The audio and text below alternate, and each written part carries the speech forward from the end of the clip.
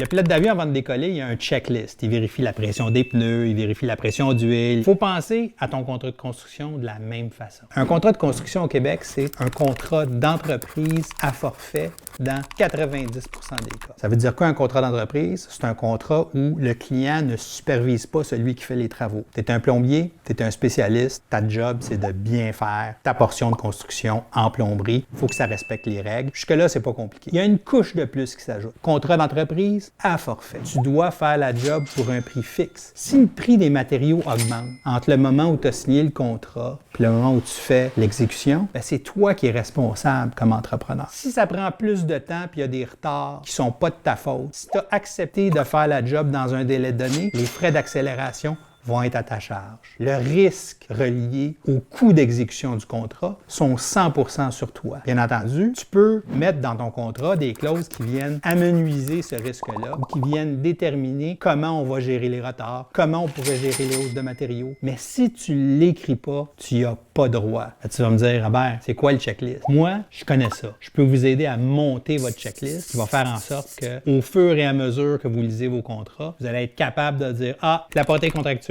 c'est réglé. L'échéancier, c'est réglé. Les termes de paiement, c'est réglé. Une longue liste de questions qu'il faut que vous posiez. On peut vous aider à la développer. On va vous aider à l'utiliser et vous n'aurez plus jamais de problème. Vos contrats vont être bien faits, vont vous protéger, puis vont assurer un équilibre entre vous et votre client. Appelez-nous chez Protection Fer, on peut vous aider.